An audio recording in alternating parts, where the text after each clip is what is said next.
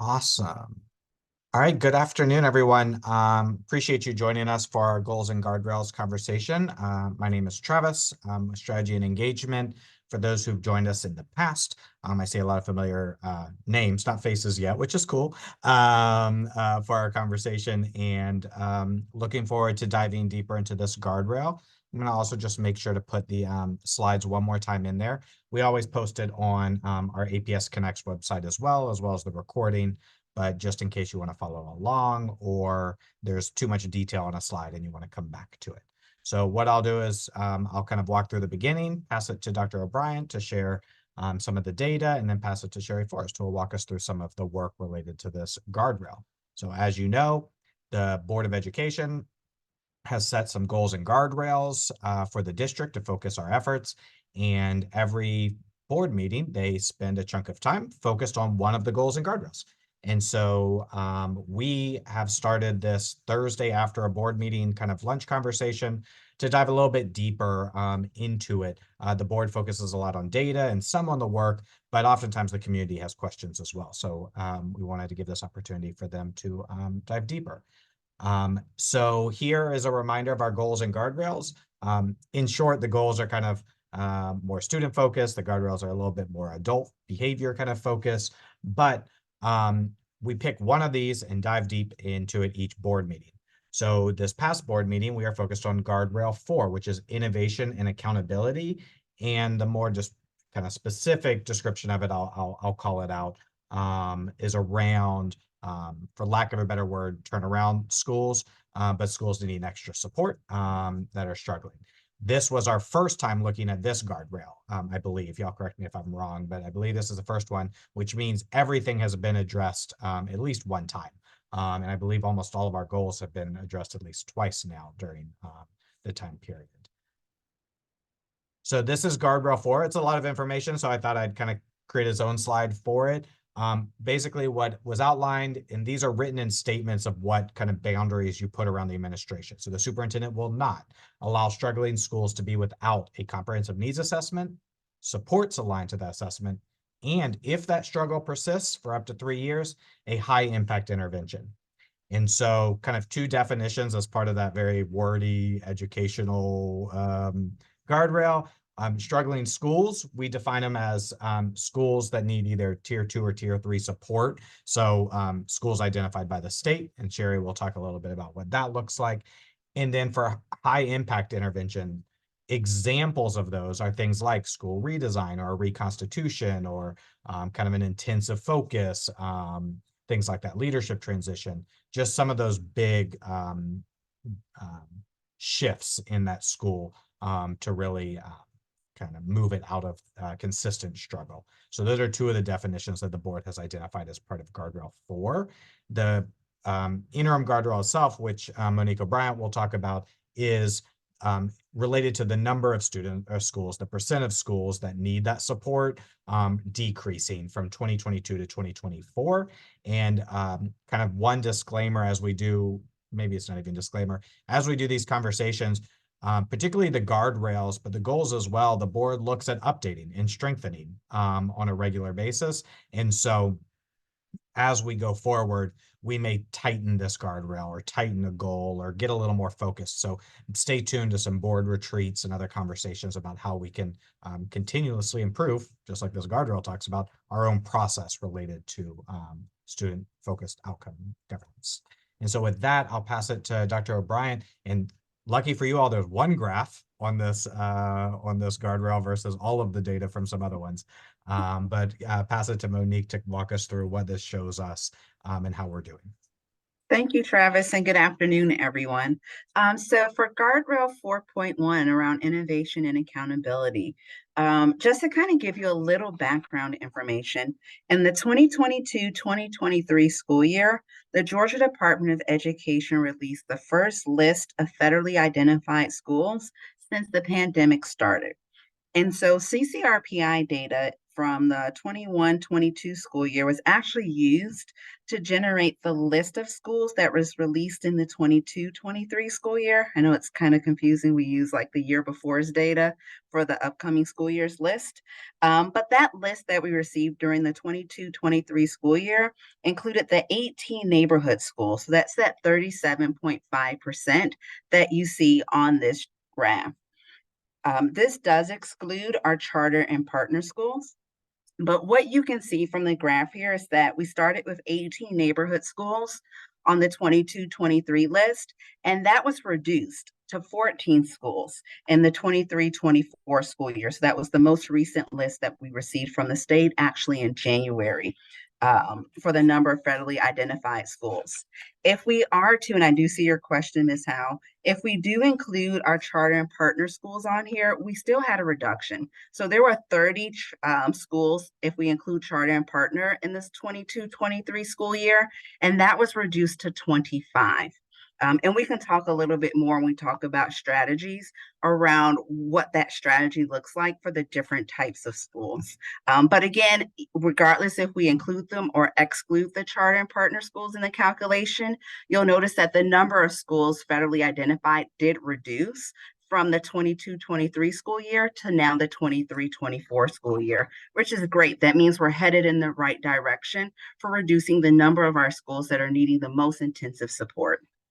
Next slide. So I'll talk to you a little bit about the list that we have. So the first list of schools that we have are what we call our targeted support and improvement list, also known as TSI. And so these schools utilize a staged approach to identify the lowest performing schools or lowest performing subgroups in our schools. And so from 22-23 school year compared to the 23-24 school year, the state did change the way that this particular category was calculated. In particular, in the 22-23 school year, we looked at schools that had the lowest performing subgroups across 2 or more CCRPI indicators. And those indicators could have been content mastery, it could have been readiness, progress towards English language proficiency, or high school graduation for our high schools during that 22-23 school year. Sorry, tongue tied here. When we moved to our most recent school year, which is 23-24, the state moved away from the 2 or more indicators to the staged approach, where now it looked at all 4 or 5, if it was a high school, of the CCRPI indicators to identify the lowest performing subgroups. These schools do have our identified each year. So there is an opportunity for each school to exit and enter onto the list each school year. I also will note that in the 22-23 school year, the state had a category that was sunsetted for the current school year called CSI Promise, which you can see Booker T. Washington High School was identified under that category in the 22-23 school year. And that's essentially where schools that were from the lowest 5 to 10% of Title I schools across the state. So again, that category of identification is no longer here, but again, we did want to recognize it here on this list. Next slide. Our next slide now looks at our comprehensive support and improvement schools, also known as CSI. And these are schools that, again, were in the 22-23 school year. These were schools that you can think about that were identified in like the bottom 5% of Title I schools for all students. Or these schools could have been identified because they had a graduation rate of 67% or lower. Similar to the TSI list that we looked at, the state currently utilizes a staged approach, looking at all 4 or 5, if it's a high school, of the CCRPI indicators, and it looks at the all student group. So again, we're looking at all students and not subgroups like the last list. Essentially, when the state is using this staged approach, it starts with content mastery. If your school is identified as an elementary or middle school, and that's based on grade bands, so 3 through 5 for elementary, 6 through 8 for middle. For a school that crosses across 2 grade bands, such as like a Hank Aaron or a Hollis, the schools will be identified for the elementary grades at Hollis separate from the middle school grades. So again, the state just identifies this based on grades 3 through 5 and 6 through 8, and then 9 through 12. So it looks at each grade band separately. But again, we're the first place that the state is looking is content mastery.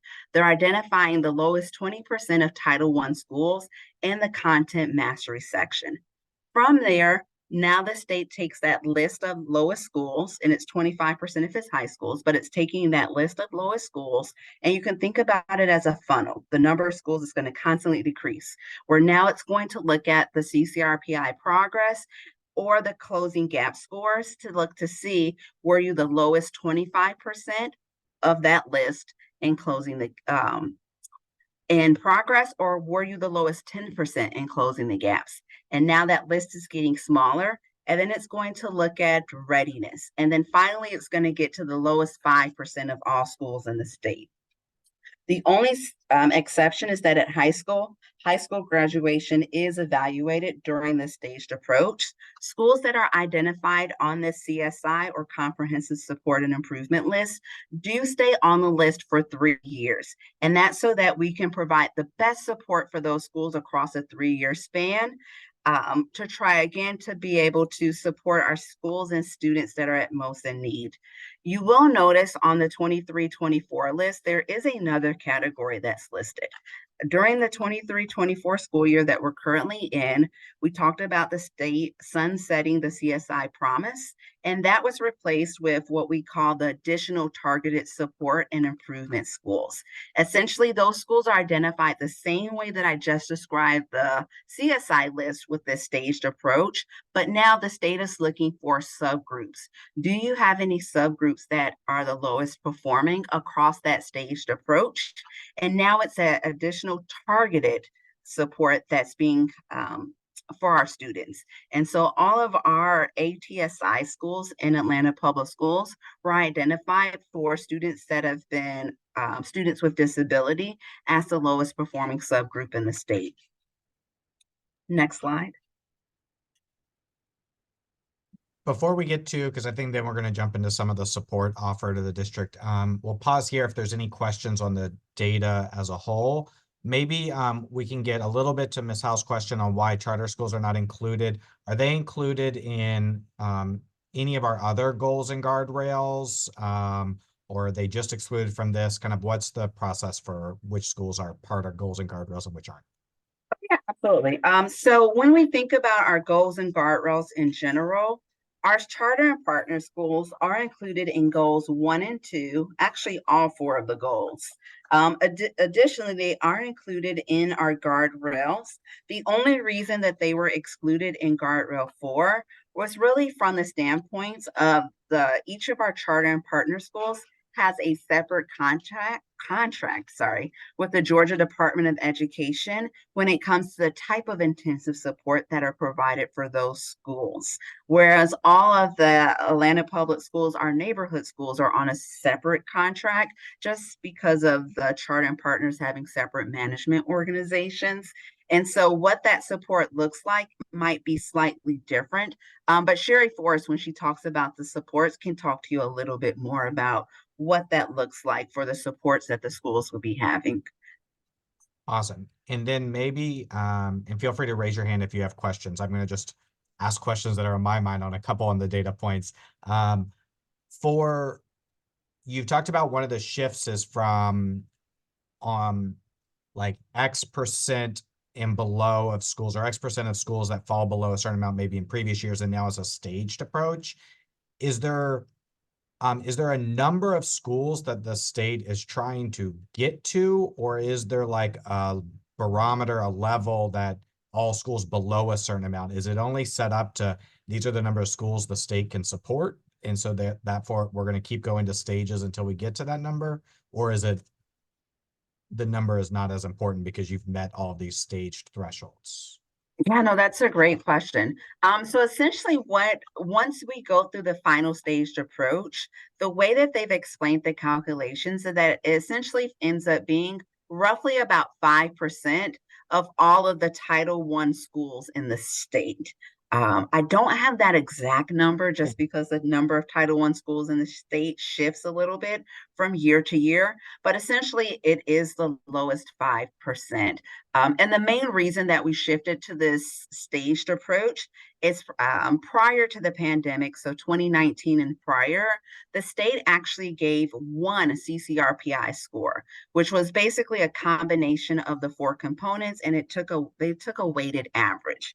The state moved away from having one CCRPI score and now just focusing on the four components because they wanted people to actually dive a little bit deeper. And they felt that this was a way to force people to look at each of the areas to holistically look at how your school did in content mastery, progress, closing the gaps, and readiness. And by having one score, there was this perception that some of that was just kind of lost. Awesome. I appreciate it. Ms. Howe. Yes, good afternoon. Thanks for this information. It's very helpful because we talked about some of it on our Oh, Ms. Howe, I think you jumped on mute. I'm sorry. There we go. We talked about this the I did it again. That's my fault. I'm sorry, y'all. That's all right. But I have a question about the charters, for example. I noticed that they're included in certain stuff, and thanks for clarifying that because I think people don't understand that the contracts is different per the school district, per the state. How long do schools be on any of these lists? Like, what is the max amount of time where you could be on a list and we don't see no growth or no change before they say, okay, listen, we got to step in and do something? How long does that take? So for the TSI list, that list is I evaluated every year. So each year they are looking at, for the targeted support, they are looking at that school list each year. Provided that no student group meets the entrance criteria, then the schools fall off the list. And so for the TSI list, you'll notice that schools tend to shift a lot more based on, again, the way that they've looked at those schools. Now, where it's going to be slightly different is going to be the schools that you see listed here, whether it's a comprehensive, the CSI school, or if it's an additional targeted, the ATSI school. Those schools are on the list for 3 years. If the school does not exit that list, well, let me pause for a minute. To exit the list, these schools will be re-identified in the 2026 school year. And so the state will look at how they've performed, and in order to exit, the school must not meet the entrance criteria, and they have to have demonstrated some type of improvement in content mastery. That could be in English language arts, it could be in math, or it could be science, but it has to be for the all student group. They have to be able to show that they have seen some improvement. In this case, it'll be from 2020, from the year they were identified, so the 23 data essentially, to the 26 data. Those schools have to show some improvement. If after 6 years and for the ATSI list, if those schools do not exit, they will be on the list again for another 3 years. After being on the list for 2 consecutive cycles, so that's for 6 years, those schools will be identified for comprehensive support. If you do not move the next time around, so again, we're talking in threes, if they do not move off the list at that point, they become what we call, it's Title IV, I think it's what it's called, if I'm not mistaken. I might be butchering, so Sherry, please jump in. They're called Tier 4. Tier 4, thank Tier you. 4. So then they go into the Tier 4 where the schools actually get even more intensive support. Before I jump to Keisha, can I ask a follow-up on that? Number one, do we have any schools that have been on this list for multiple years? Besides, like, more than the 2 years that this shows, who are coming up on that 3-year check? And then number two, does it count if the state changes its definition of CSI, TSI each year? So is it just matter that it's CSI, or because they changed it, you get a new refresh and start over? Thanks, Trevor. Because oh, go ahead. I Yeah, was gonna so ask you can kind of think of it a little bit as like a refresh for the 23-24 list. So we'll be considering that cycle 1. And then when we get the next list in 20, based off of the 26 data, that'll be considered cycle 2. So it's almost like everyone was held. I don't want to say everyone was held harmless, because the schools that are on the 22-23 list, in particular the ones that were in green, they had to not only be re-identified in the 23-24 list to exit, but they also had to show improvement. And so it wasn't like a complete do-over. The schools that did exit the list that are highlighted in green for school year 23-24, they were not only were they not re-identified, but those schools had to show improvement between the 23 school year and the 21-22 school year. And then to clarify, so Monique, sorry, Keisha, and now I see more hands. To clarify, that's what the state's, the struggling schools state requirements are. 3 years, tier 4, whatever, that process. Correct. Oh, Go ahead. Sorry, I was gonna say the guardrail itself is then within APS. APS has said if the struggle persists for up to 3 years, a high impact intervention would be implemented. Now, we don't have specifics on what that looks like or what it includes, other than some examples. But that will be a conversation that APS will have to have the board and the administration, and even new administration, to talk about what is that intervention.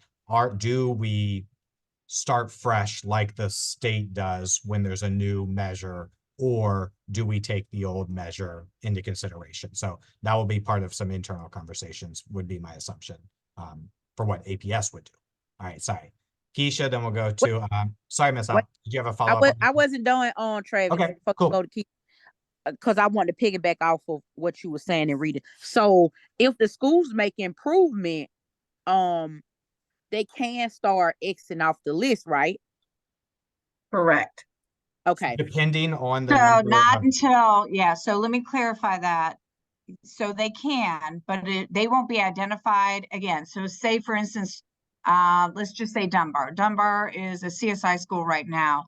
If they improve next year, that means they're on an upward trend, and we're happy with that, because when the identification comes out in 2026, they're potentially going to come off that list. There will be no movement with the CSI schools, even if they do better next year, until 2026. So Dunbar will be the 4 or 5 schools that are on the list right now will stay for CSI on this list until 2026.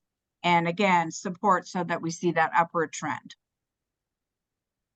So, okay, I see these schools here. So with these schools, if we want to be fair, we know they've been struggling for some time. When do the superintendent or the associate superintendent, I'll say after that first 3-year cycle, because I'm just gonna say it, they say if you can get hooked on fun in 30 days, these babies can read. That's old school. But 3 years, right? If we have a 3-year cycle and we don't see at least some decent gains that we need, because we need to see some decent gains. I look at the data and I be like, oh, we move 1 or 2, that's great. But when you see that on a higher level, you like, we should see a little more than that. But we don't want to rush because we don't want to look like we cheating. But when do we step in and say, maybe we need a different type of teacher? Maybe this is not the right principal. Like, when do that happen, and who would be best to kind of go in and see that? Because it shouldn't be no 2-3 year cycle, if that makes sense. Kids been in a school that's been failing. I seen somebody said in the chat for a long time, like like we gonna give you about in that 6-year max, you should have been on shot through the roof, but we haven't seen that in that case. Yeah, so I can say a couple of what we do. So knowing that that our schools that are here right now, and I'll get into it in a couple of slides, but we provide layered support. So these particular schools have a state school effectiveness specialist, and they also have a school improvement specialist from Metro Risa. They work with the leadership team and they work with our teachers and instructional coaches. The schools are also provided somebody from my office in turnaround, so a coordinator that comes in as well to support. We work in collaboration with the associate superintendent, the principal, and their leadership team to make those gains, right? So to your point, we don't want to wait and for in 3 years go, oh, okay, well, that didn't work. The other is we do what's called short-term action plans. So they take their school improvement plan that's for a year long, and we look at chunking that. So a short-term action plan so that we can progress monitor through the 45 days to know that they're on the right track, they're collecting the right data. We're looking at teacher actions, student actions, leadership actions in order to make informed decisions. So to your point, they are getting ongoing support so that they can be the best that they can be, right? So then as those things occur, and if there's still not movement, those are conversations that our associates have with their principals and their schools about what are their next steps in the work. But we give as much layered support as possible in order for those schools to be successful. Thank you, Sherry. Oh, you're welcome. All right, Keisha and then Dion. Yes, this will be very quick. I just have a question. I don't know if it's for Sherry or Monique. So once our schools are off of the list, so a couple of, I guess it's a 3-part question. Are those strategies shared with other schools that are on the list? Have we looked at school districts that are comparable to us, whose schools that have been on the list and off the list? And I'm just saying all this to say so that we're not constantly getting on and off the list. Like, what strategies have been shared with other schools so that they're not on the list consecutively? There's a few layers to that, Keisha. Good questions. Thank you. The other is the conversations we're having are, if we fix mastery, we never have to worry about a list, on a list, off a list, any of the above, right? Like, so really, if you look at the data, what we are really needing to focus on, not only in these schools, but across our district, is strong tier 1 instruction. So the stronger your classroom instruction is, the better your chances are for our students to be proficient. Because if we're always having to worry about that first bucket of mastery, because I will tell you, schools that came off the list are still on for mastery. Like, if we only looked at mastery, if we looked at the indicators that we looked at last year, mastery and readiness, we would still have quite a few on there, right? So our goal is not to be in the bottom 20% for mastery. Like, so that's something we have to fix as a district. So those strategies are starting. We've already got some things rolling. The literacy work that we are doing will also help with that tier 1 instruction, also building knowledge for kids that have some gaps in their foundational skills. So those pieces are there. The work is the work. And so I just came back from working for the Department of Ed. So the work, if we focus on the true work, we are doing the right work, right? So really going in on those, looking at collaborative planning, how strong is collaborative planning? How strong is the implementation once I leave collaborative planning to implement it in my classroom? What does the coaching support look like for those teachers as they implement?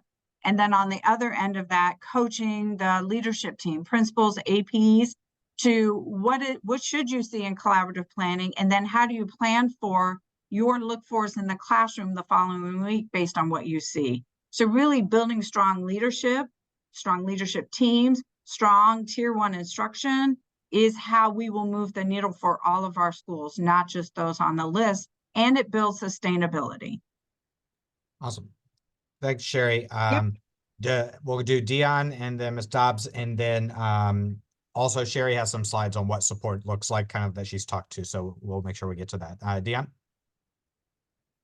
Hi, thank you guys for having this meeting. I think the frustrating part, for me, is that the measurements keep changing. And so trying to hold people accountable year to year and communicating with parents and concerned staff is really challenging, because it seems like we keep resetting with all of these goals and guardrails.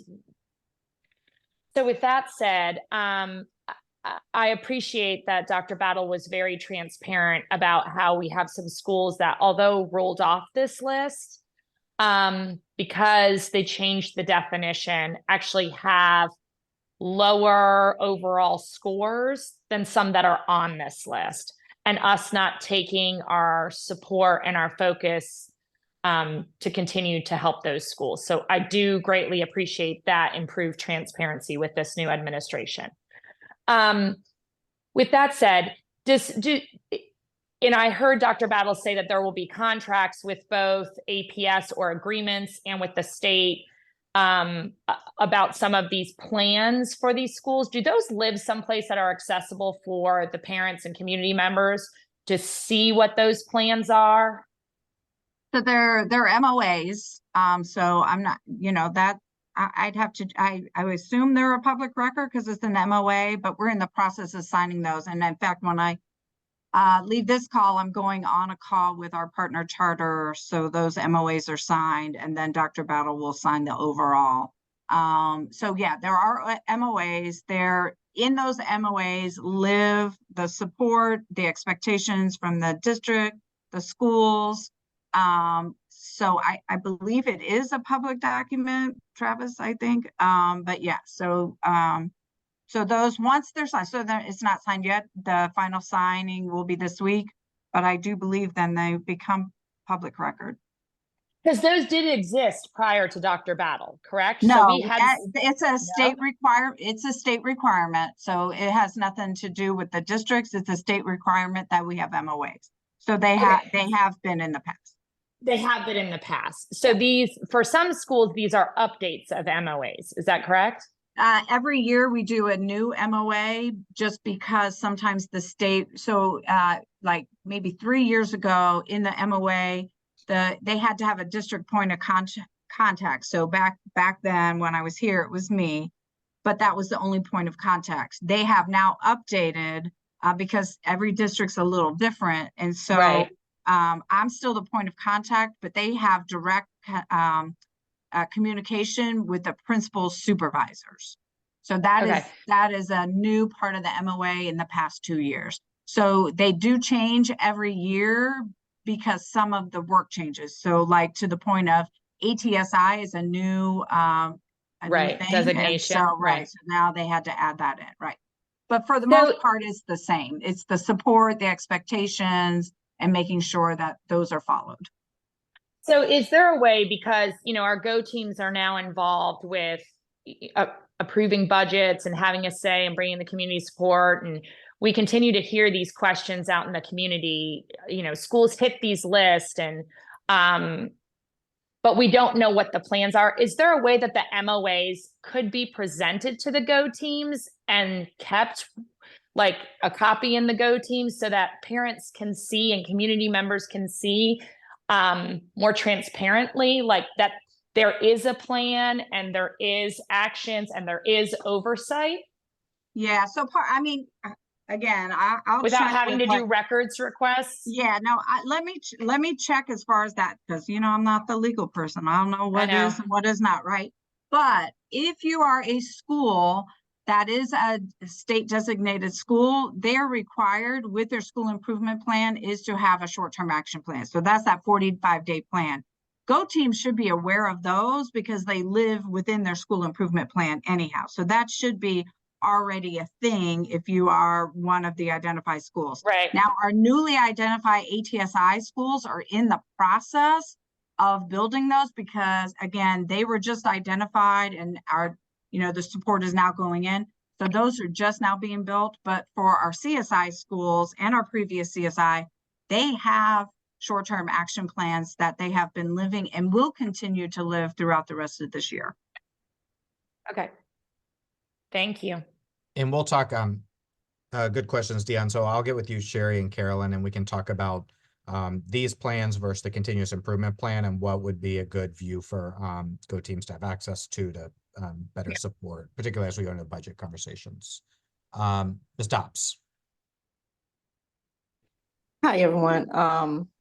I'm not sure if you covered it, but my question is, with all the data that's been driven, who is actually looking at the children to see how they're being affected by the state coming in and doing, your due diligence. But at that same time, the child is still lacking on learning. Who is measuring, let's say they leave, I'm just gonna say a Hollis, who's measuring their their success when they enter into high school? Because from speaking with parents, they are having a hard time adjusting when they leave Hollis, a school like Hollis. Who is Yeah. measuring their success? Yeah, so that's a great question. Excellent question. And we really should be asking that of any school where our students Yes. matriculate through, right? If I'm going from elementary, even if I'm going from 2nd to 3rd grade, how do you Yes. assure you, this is, and I'll just be very transparent. This used to drive me crazy. And this was in Florida because I came from Florida. We have one teacher per grade level that's not strong. Well, then how do you make sure that there's not one child that has 2 years of a teacher that you deem is not, fabulous, right? Like, how do we do that? What are you measuring? So every single child that is in our system, no matter what grade they're in or what school they're going to, needs to have the very best of the best, right? So our support district wide, again, everything that we need to focus on as a district is that tier 1 instruction. So the very best instruction in front of every single child every single day, right? That's that piece. And then if we are looking at schools that are still struggling, where is that additional layer? What does that look like? 1, not to overwhelm everybody, but 2, to make sure, again, we're putting the very best in front of students.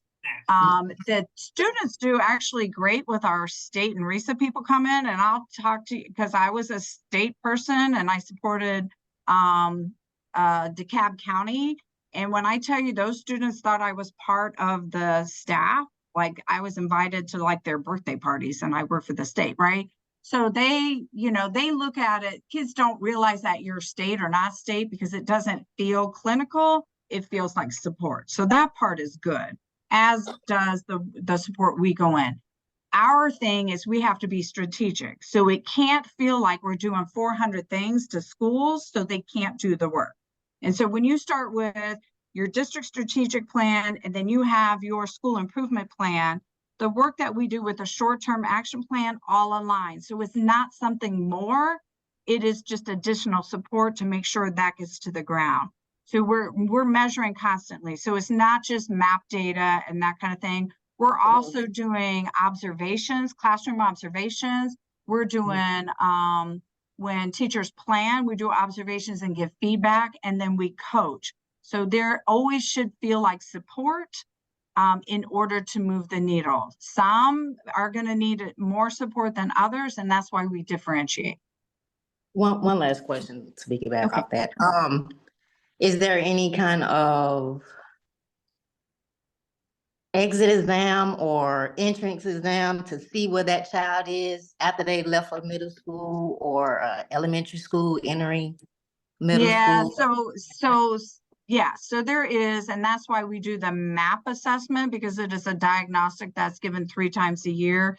And we as a district look at, so we don't just look at 5th grade. So this group of 5th grade compared to next groups to 5th grade, what we have to look at is the cohort, right? So I'm a 5th grader. This is my data as a 5th grader. I moved to 6th grade. What does that look like for not only that class or that group, but for that child? So really looking at cohort data as opposed to every year we're just looking at the 5th graders, because those students change. But what about the kids that went from 3rd, then to 4th, then to 5th, and then to 6th? So really looking at that data. So when they go into 6th grade, we already have supports in place for those students so they don't get further behind. Okay, with that being said, the MAP testing, no one is implementing the MAP testing. They don't want to share the scores. So how are you using that So, As- so I need a little more, because so the schools are all giving the map. Are you saying as a parent, you're not receiving the No one is information? receiving the information. The information that they do send is incomplete. I just want to know who is monitoring that. Okay, Travis, can you write that so I can like research that a little bit? Yep, and we got this I think it was probably last month as well, and talked about or maybe it was one of the previous months about the and Dion knows more than many, but the report itself that the teacher has access to, a lot of parents would find value having that same report so they can understand their how to child. support their Yeah. student. Yep. But the Yep. Yes. reports as they're currently written are very like education like speak, and so without a lot more information sometimes it's difficult to like know what to do with it. So I think Mr. Joe Austin's also aware. Okay, and I see Dion's comment about right score and not getting that as well. The other is we're looking at some additional ways for parents to get better data, like, you know, for you all. So I know Dr. Battle has already reached out and working on that. Yeah, because we talked about before, the map report that comes to parents, like my kids, is just, you know, 2 numbers like growth and achievement, and then you wait for the next one a few months later. Yeah, there's a family report that goes with Exactly. it. So. Thanks for the stops. Before we get to Dion and Jasmine, Sherry, do you want to walk through kind of some of the stuff you didn't mention on the support for the different schools, and then we can kind of answer some more questions? I know you touched on the CSI targeted support a little. In TSI, I'm not sure if you want to share this or if you want to jump to the So leave it here because it's going to be in collaboration. So our TSI and ATSI schools, again, these schools have been identified for the same subgroup of students with learning disabilities. I am working side by side with Chelsea Montgomery, who's that office sits under her. We as a district also write a district effectiveness plan, and this plan is for our CSI, TSI, and ATSI schools. It's what are we doing as a district above and beyond what all schools get as support, right? And so, for instance, there's a position at the district called Inclusive Practices Specialist. Our schools have found great value in that support from those specialists. And so what we're looking at is how do we differentiate support? How do we provide more of that support from those specialists into these schools? The other piece to that is that one of the things that is required by the state is that we are going to be reviewing all IEPs, not only in this school, but as a district, really doing a little more of an audit on the IEPs. But it is required for these particular schools. So re-looking at those IEPs, making sure they truly connect with what the students' needs are and not just a blanket statement, right? So if I'm a child and I have major attention issues, that I'm not saying we're going to increase the number of spelling words that are correct, because that has no direct correlation with the students' attention issues, right? So making sure they truly match what the students' needs are. We will be doing quarterly walks with the state team in those schools, looking at our special ed inclusive classes, our self-contained classes, and making sure that all of those supports are, again, aligned with the student needs. We are working with our special ed teachers and our general ed teachers, because if you're in a co-teaching model, it should not look like I have a teacher and a support person. It really needs to be a teacher and a teacher, and really supporting those students that need it the best. Okay, and then next, our previous CSI. So I talked about this at the board meeting. We want to make sure that our schools that come off a list don't roller coaster. So just because you're off the list, again, I want us to go back to mastery. There are some schools on this list right here that had lower mastery than schools that are still on the list. And that is because they took a cut the previous year, so their progress was higher. They made significant progress from the previous year, and so that second bucket, past mastery, is progress. So if you were on the list for mastery, but your progress was high, it got you off the list. So our job is to make sure that they continue increasing mastery, and that again, at the end of 3 years, we're on this upward trend in all of those buckets, not just 1 or 2 buckets. And so they will continue to have a 3-year phase out. So we want to make sure they have 3 years. So you'll see the schools that have, they've been off this current year, which were just identified in February, and then Finch and Young have been off for 2 years, but they will continue to have their short-term action plan and support. They no longer have state and RESA support, but they have our turnaround office support to continue this work. Next slide. And then that talks about like the human support, but we also have funds. And so if you're a current CSI school, you have to spend the money that's in here under 3 buckets. The buckets are reading and math specialist, extended learning, and wraparound supports. So they have enough funds to have a reading and math specialist, and they will be required to have a reading and math specialist. They have funds for extended learning, and they have funds for wraparound support. So maybe you need an additional counselor. Maybe you're saying I need additional paras to support in our younger grades. Those funds are those schools are able to use specifically for these 3 buckets. And then when you move into the next slide, previous CSI. So this is that phasing. So this is my first year off. I don't want you to take the 690,000 away, because that means I roller coaster. So some of those supports where I had a reading and math specialist, and that had an impact on us, and I have data to show that had an impact on us. I don't want to have to take all of that away. And so they are then moved to $500,000, and then they can spend it in any way they want under those 3 buckets. So you can still continue to have your reading and math specialist, or you might say, I want more extended learning time. I want tutors in my building, or more wraparound support.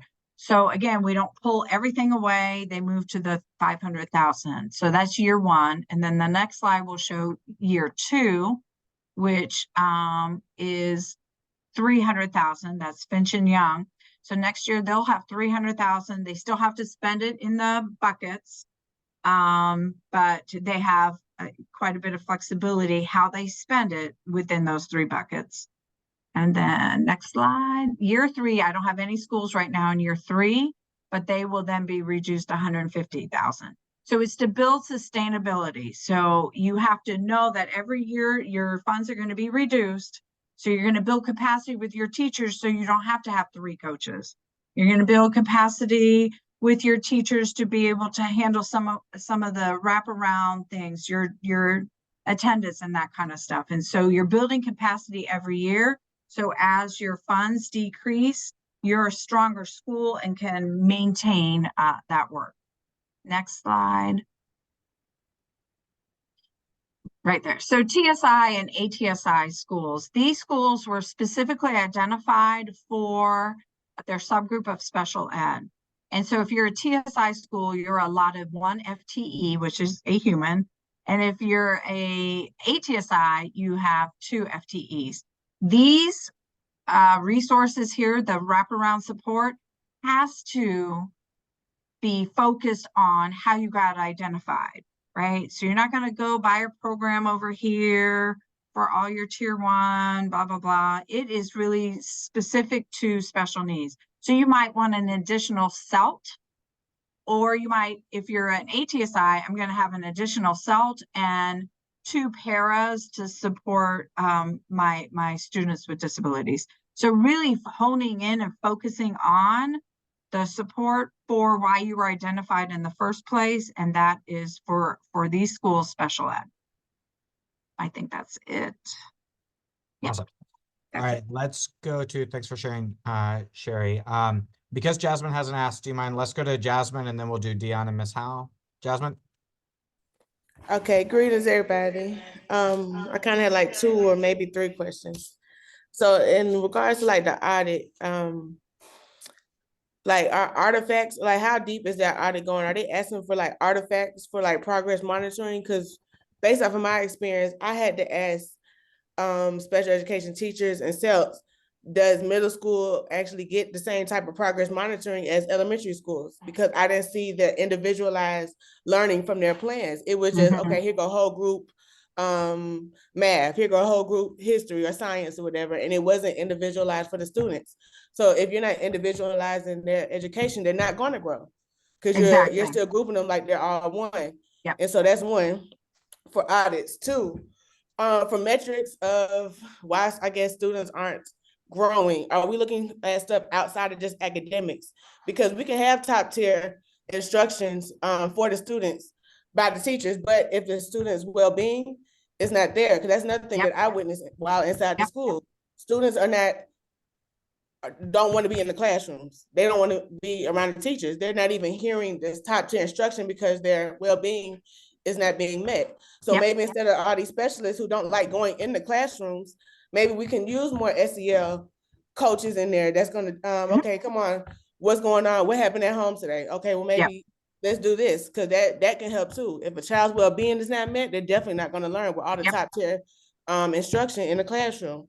And lastly, I just had a question on what that curricular resources is when it came to that money allocation with the pot. What does that go towards? Is that like SEL type of resources, or what is that? What does that mean? All right, so I'm gonna see if I can remember all these. Travis, you're gonna fill in. So there you go. This is my quiz for the day. Thank you. All right, so the audit piece. So first we have to look at the IEPs to make sure they're written well before we can monitor anything. Because if it's written bad, nobody wants to monitor something bad, right? So we are going to look at what's in each child's IEP and identify that it really meets with that student's needs, right?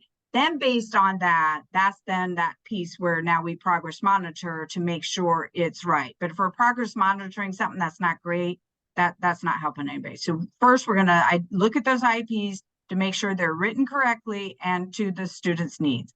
All right, the second one was about needs assessment outside of academic needs. What about well-being? So that's why you'll notice in the funds, there's that additional wraparound support. So we give flexibility on what that is. And so if schools feel like, you know, we need more wraparound support, we need more SEL support, they can use those funds for that, right? So it may not be tutors, maybe it's student mentors. Maybe it's additional SEL special, you know, like a coach in their school, but it would specifically be aligned with what they need. And that's why we give them flexibility and those funds to meet their needs. Because I will tell you, no two schools choose the same. And then the last one was the resources. So the resources that are on the one slide with our reading and math specialists, what we look at for that is, are there any additional resources that need to be purchased because those reading and math specialists pull small groups. And so what we don't want them to do is pull the resources from the classroom. We want them to have their own. And so making sure that they have the resources and supplies that they need to be able to do their job with children. That's where that one is. And Sherry, correct me if I'm wrong, and this is for Jasmine, your second question on the needs assessment, that it's not just what principals feel like their school needs. It's their data. Is a root cause analysis, why. All of our schools are required by the state to do, well, they're required by us too, but it helps a little bit when the state asks for it as well, right? It's a comprehensive needs assessment. And so really getting to the root cause so that you're not just copying and pasting your school improvement plan every year. You're looking at your, what I call lag data. You're looking at your current data. You know, you're kind of projecting where you're looking at your trend data to make those informed decisions to get to the root cause of why you may or may not be able to reach your goals, right?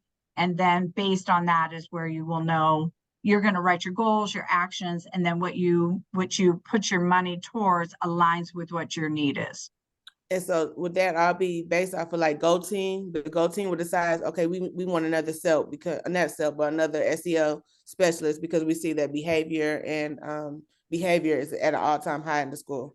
So where does that come in, and who does like the teachers don't have an input in, that wouldn't be known? Yeah, so a cross-functional team would be building out the needs assessment. The leadership team, usually lead teachers are part of it to build out the needs assessment. The principal then would leverage their school improvement plan, their continuous improvement plan, and the strategic plan to help develop a budget that Go teams would review and talk about. So if a principal comes to a Go team and says, hey, we've got this 1.0 position, flex position that we've been given from the district, our needs assessment shows that it should be focused mostly on student well-being, culture and climate, the things that you called out in that example.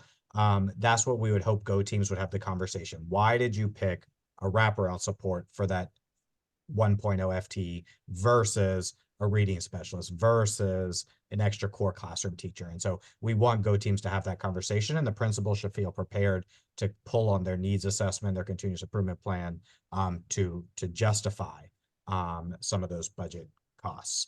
All right, Ms. Howe, then Dion, and just want to be aware, we just have a few more minutes. So if we don't get to your question, we can put it in the chat as well. Ms. Howe. I just had a comment, and this is about the money. I just want us to like step back just for a moment, because APS have a $1.8 trillion, probably a little bit more, a little bit less budget.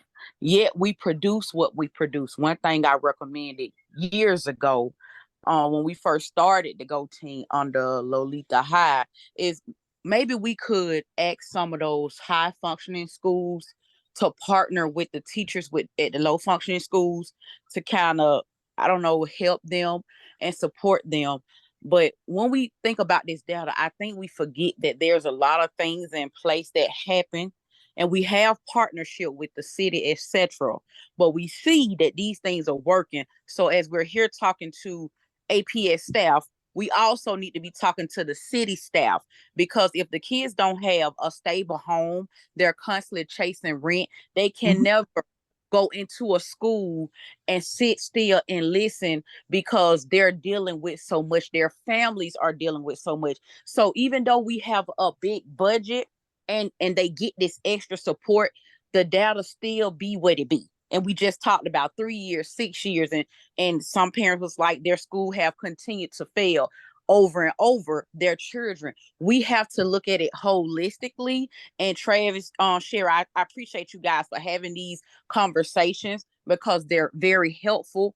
But we're pouring, it's almost like we're throwing water on a burning fire, because and the fire just don't go out, because there are so many other things into play. And we have, and I'm saying this publicly so people can start addressing these things elsewhere, we have these partnerships where, you know, we can ask the city. We talking about affordable housing. One thing I said at the board meeting was, if you look at the amount of students that's leaving these schools are losing hundreds of students at a time, because things are happening in the community. These things affect our children. A lot of us went to Harvard and Yale and all these big, we know the psychiatrists, we know what the deal is.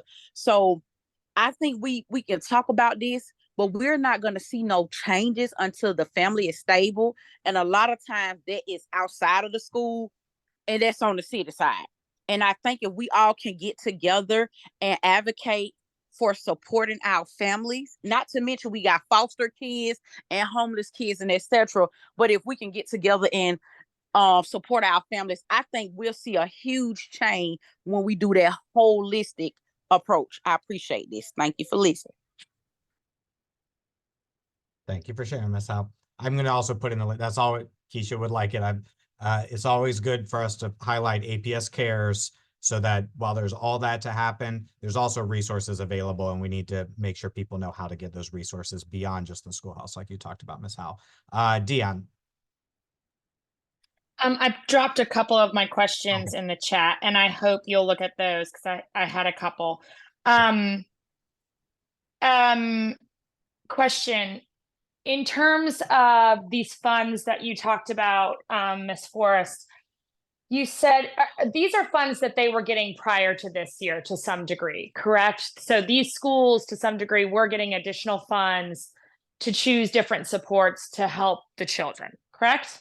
Yeah, but it And looked a little, so it looked a little different. I can't tell you what they got or how it was determined or what the accountability was for it. I can only Okay. speak to, I came back in September and this is where we're at. Okay, so that's my question, because some degree of funding has been provided to schools and to children, but we're still, and APS does not lack funds, to Waukesha's point. I think the question I have is, do we know the decisions that are being made and what tutors or what options these schools go with are truly helping to support the children and the teachers at those schools? Like, what does the accountability look like in terms of, is this a right fit? So you say that a school could buy tutors. So is that just the principal saying, I'm going to No. invest in tutor ABC company, No. and they, So because no, so yeah, how so does that look in terms of like the menu of things they can buy? okay, so it was, so at one point we had it very centralized, like we held tight so that we could actually measure how things were going and what was working and wasn't not. So I've been gone for 2 years, so I can't speak to how tight things were held to and you know, in the 2 years that I was gone. So coming back to this, that is something that Dr. Battle and I have talked about the importance of. And so even though there is some flexibility on where you put your funds, there's not going to be flexibility in other things. So some of those things we're going to hold tight. So if you want tutors, we're gonna kind of norm that across. If you're reading a math specialist, those are going to be required, and they will be required to do what we're asking them to do so that we can measure. So when I was here before, I had rosters of the students the math and reading specialists had. I had their assessment data. We had ongoing assessment data, you know, every 6 to 8 weeks so that we can see how they were progressing. And then based on that, we knew what interventions to put in. So we are now pulling back in some of those things that were kind of loose before so that we can, what we don't want is a bad science experiment. So if you have 42 different variables, you can't pinpoint what's working and what's not. And Correct. so really pulling that back in to keep it tighter so that we do know what is working and what is not. And to Ms. Howe's previous comment of, now we can actually measure, we can progress monitor so that we can see that we are moving in the right direction. Okay, because I mean, I've seen on the consent agendas at the board every month, hundreds and hundreds and millions of dollars going out the door to various different companies. Yeah, that's but I never, yeah, I appreciate that. We never, the question is, to your point, there's too many variables, what's working, what's not working.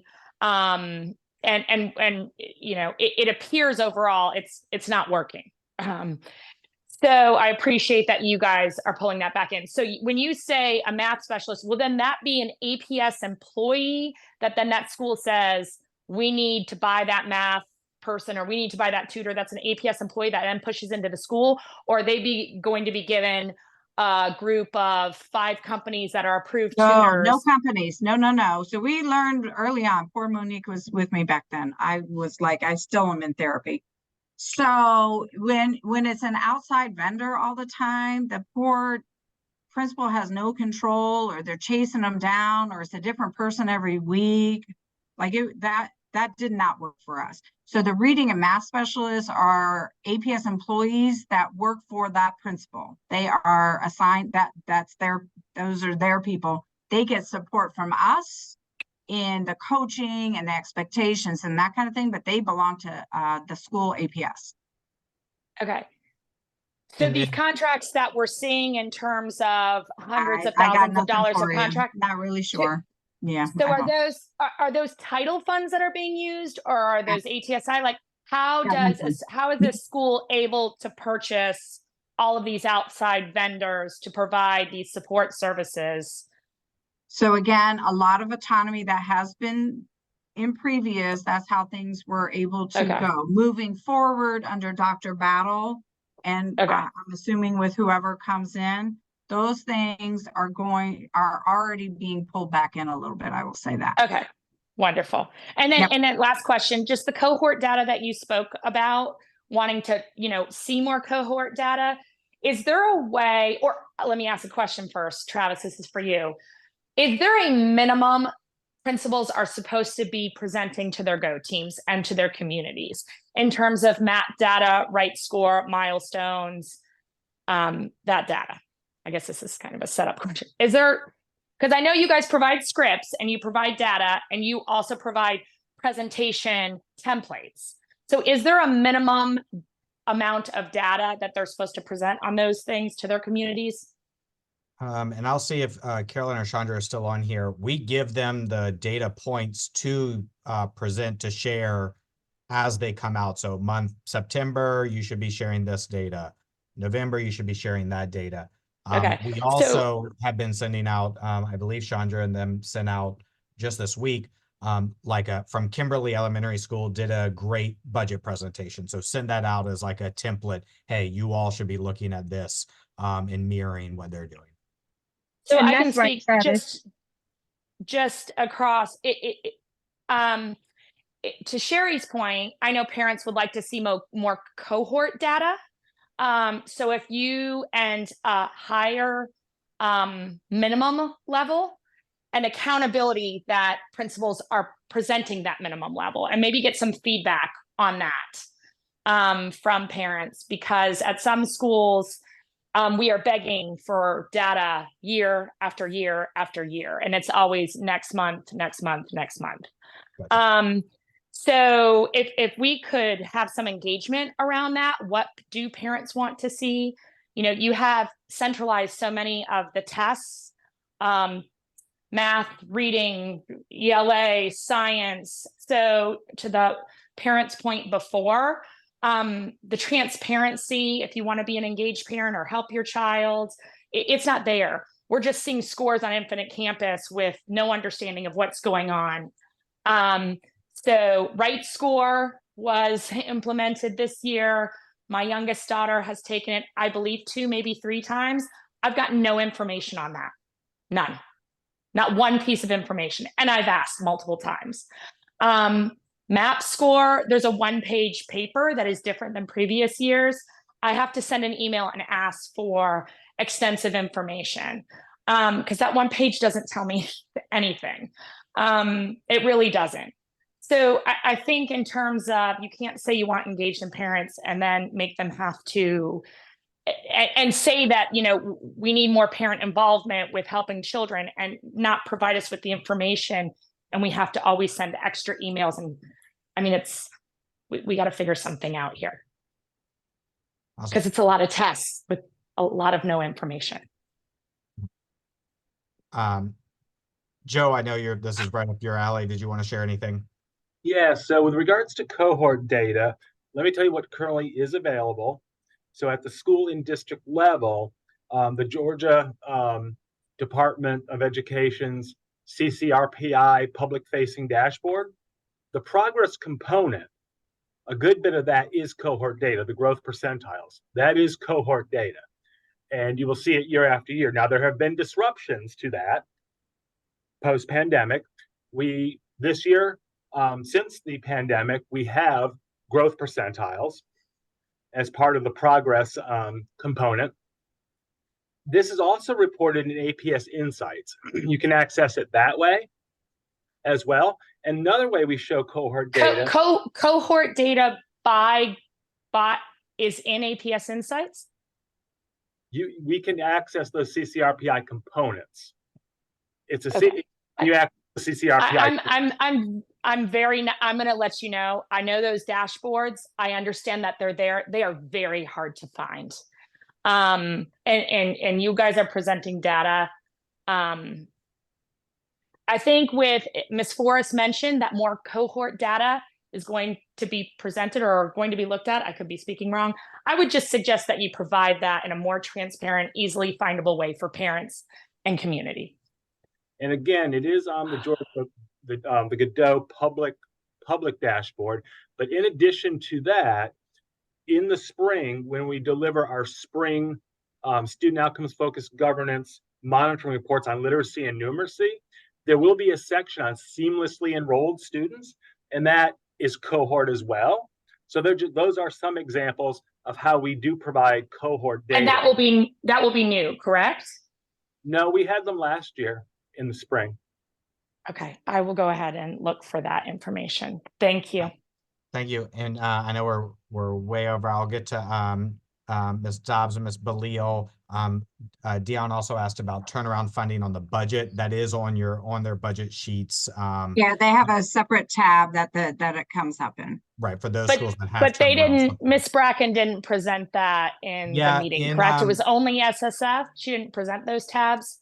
No, in depending And on the I'm tab, sorry, I have to jump on another Yep. call. So Travis, you'll send me any additional questions. I Thank will. you. Thank you, in guys. the presentation that she's been giving on the budget, so even at the board on Monday night, it calls out SSF and then non-SSF. The other school funding is where signature, turnaround, some other added positions are.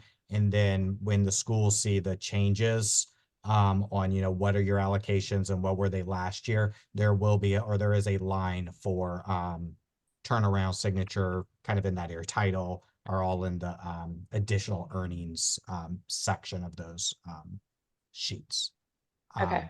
I think there's a misunderstanding out there that SSF is largely the only funding Oh, gotcha. that Yep, goes there's to schools. Yep, and I'll put the link in the chat. There's two sets of funding for schools: SSF, which is about 309 million, and other school funding, which is a little more than 200 million. And those are the things that are, if you think about it, are a little more locked down for schools. There's usually a requirement or for lack of a better word, don't hold me to, like a string attached of like a position or someone to a school, like a media specialist, whereas SSF schools have a little more flexibility in how those funds are used, for those who don't know.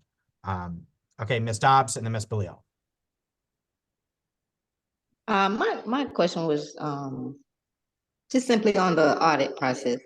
I just wanted to know if suspensions, expulsion, and tribunal meetings will also be reviewed, but because a lot of situations are a result of special education, and the administrators are not looking into each individual child before proceeding with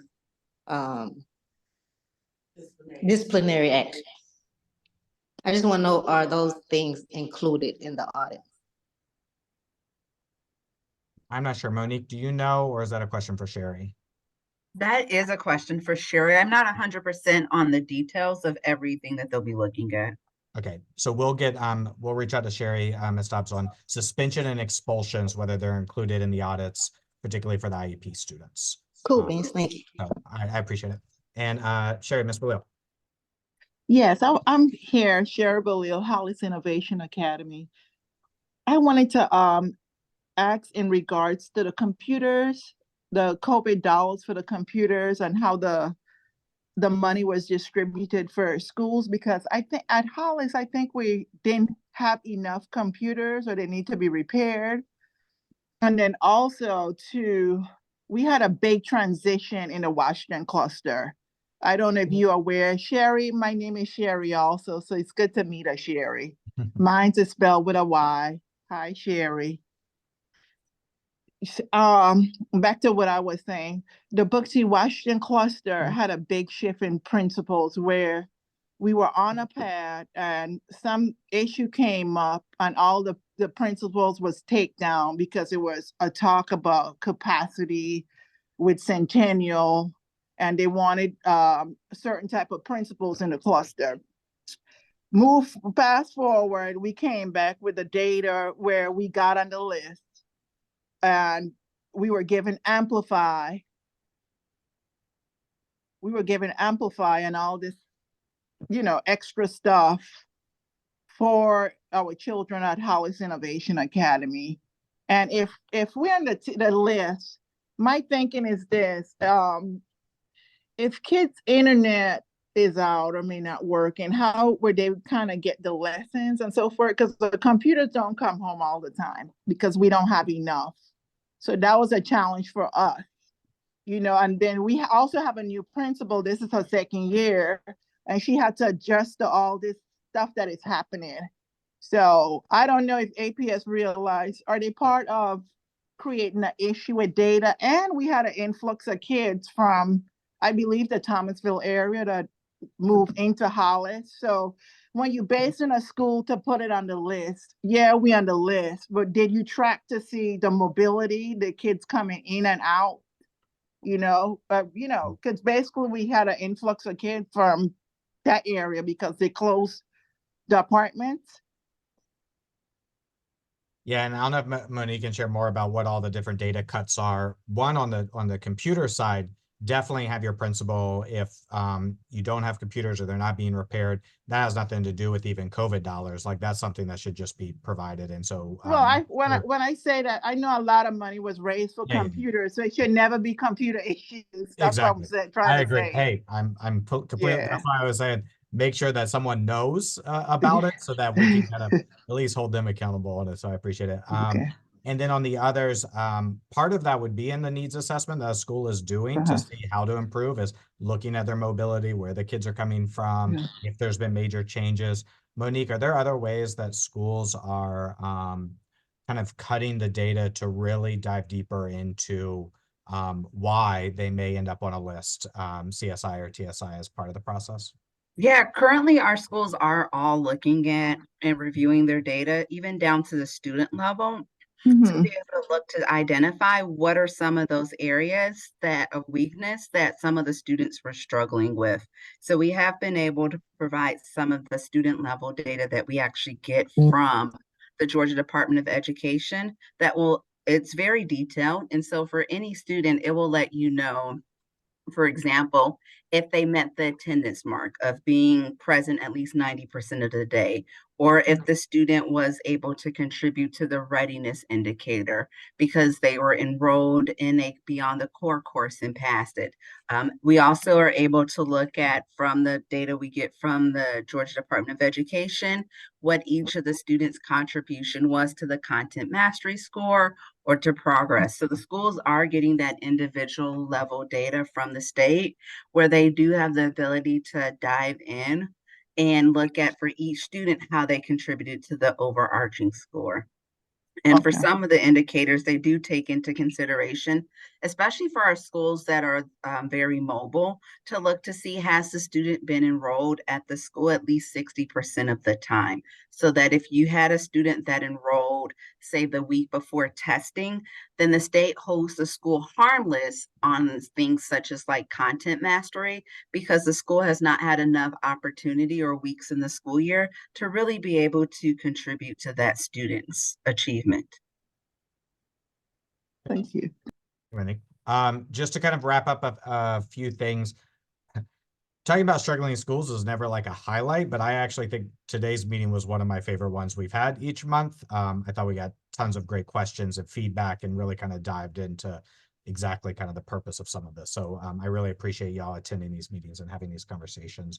A few things that are kind of upcoming, I know Diane and Chandra would want me to remind y'all that declarations come up in the spring, are happening right now into the spring. If you want to join a Go team, please sign up. If you know someone who's looking for a way to get involved, please have them sign up for their school, or if they're a community member, they could show interest in a different position. Also, we have budgets going on right now. I know Ms. Howe is in a lot of Go team meetings reviewing budgets, and Deanna as well. Please pay attention to your school's budget as they're building those out. And then we have a series of engagements that are shared in our newsletters, as well as on social media coming up. Last week wrapped up some special education meetings in the clusters. We have facilities conversations coming up. In the spring, we'll do some literacy conversations as well. Just a number of things. And I know our CTA crew would love you to be reminded about a 5K at H.J. Russell on Saturday for those runners, and who support scholarships for our career technical and agricultural education students. So those are some highlights upcoming. I appreciate your time today, and I'm sure I'll see many of you at any of those engagements I just mentioned. So hope you all have a great rest of your day and great week. And the link is in the chat from Chandra if you want to declare or share interest in Go Team.